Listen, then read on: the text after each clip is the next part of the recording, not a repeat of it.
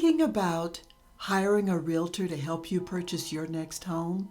Before you decide, it's important to understand what a buyer-broker agreement is and how it affects you. Today I'll be discussing questions that realtors are actually asking each other about what the agreement is and what it means to you as the buyer. Hello again, this is Coni, and I'm the owner of Buy Without Realtor, guiding you with the knowledge and tools to confidently buy your own home on your own.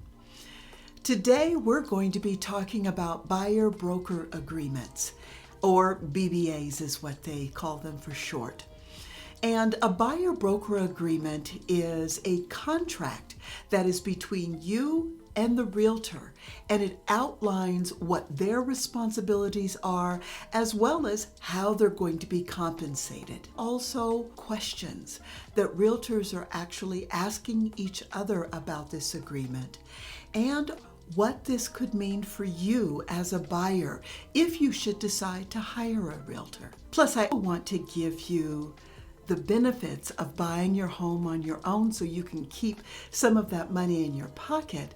But then I also want to give you the knowledge so that you can make the right choice for your situation on whether or not to buy a home on your own or hire a realtor.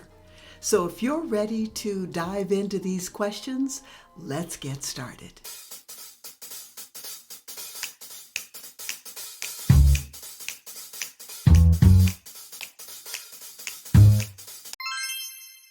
Question 1.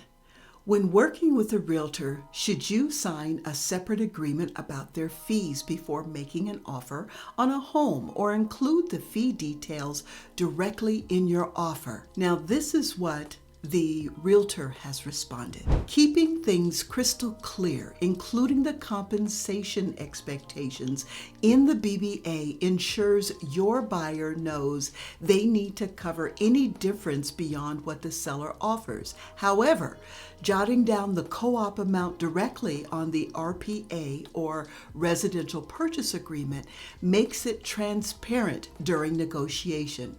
Choose what keeps the process smooth and transparent for everyone involved. And what the realtor is saying as for you as a buyer is that everything needs to be, if you're going to hire a realtor, everything needs to be upfront and out in the open.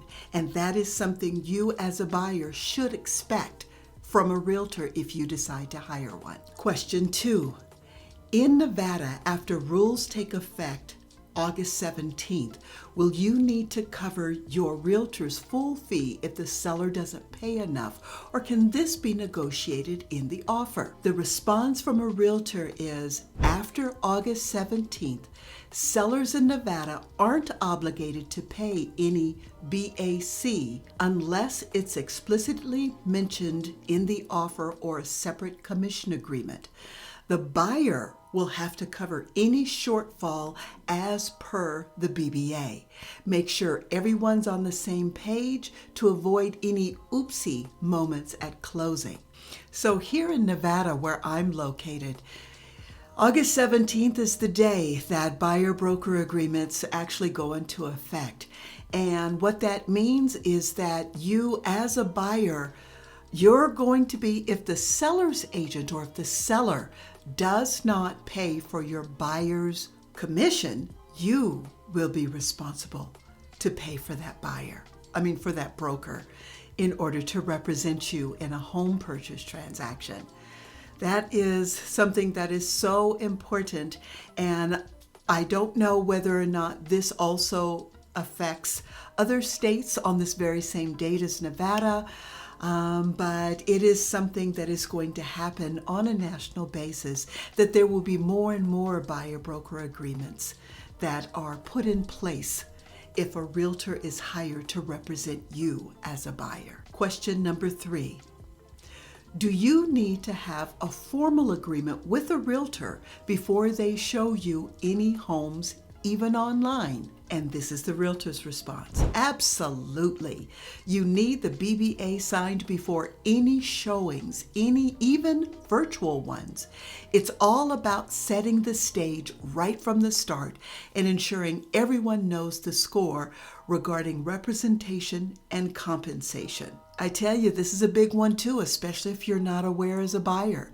You've got to know that you've got to sign that BBA with the realtor, even if you want them to start looking for homes for you. There has to be an agreement in place that outlines their responsibilities and how much you're going to pay them as a buyer. Question 4. What happens if you agree to pay your realtor's fee but can't afford it at the time of closing? Again, the realtor's response. This can be a sticky situation. Have a chat with the buyer's lenders before you start showing homes. Confirm that the agreed compensation amount won't be a problem at closing. Including clear terms in your BBA about enforcement can save you from potential headache and attorney fees. Now, this also is very important because if you're going to hire a realtor to represent you, it is important to discuss with your mortgage broker whether or not you can afford their fee. And again, I am not aware of whether or not the broker's fee is going to be rolled into your mortgage loan or how that is going to be affected.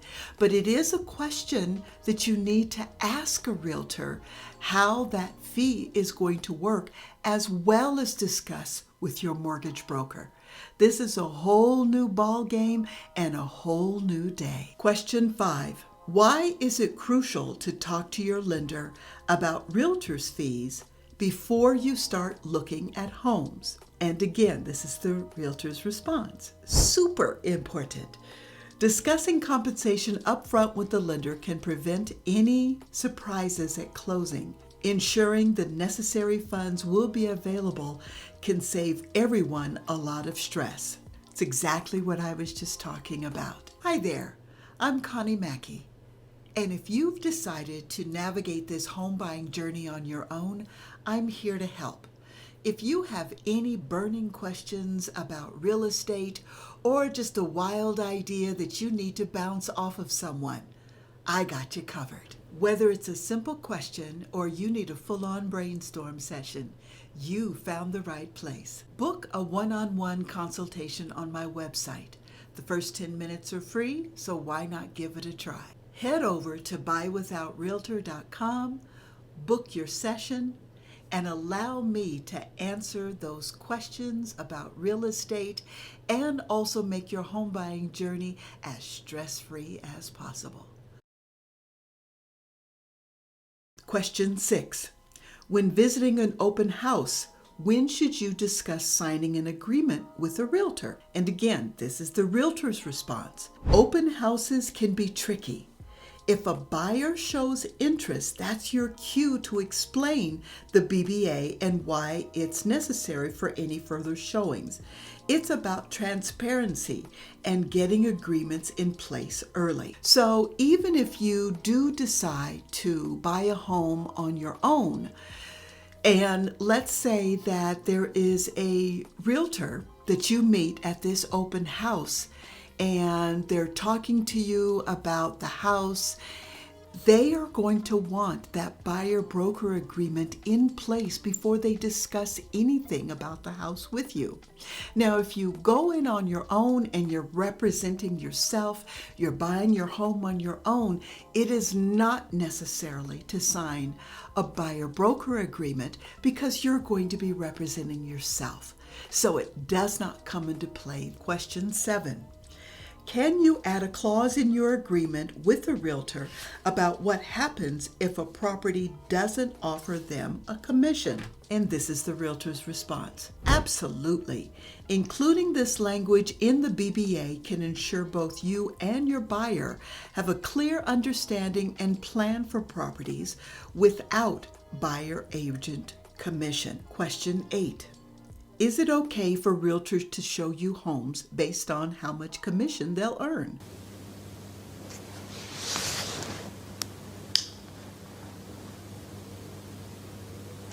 No. The response from the realtor: steering buyers based on compensation is a big no-no and can violate fair housing laws.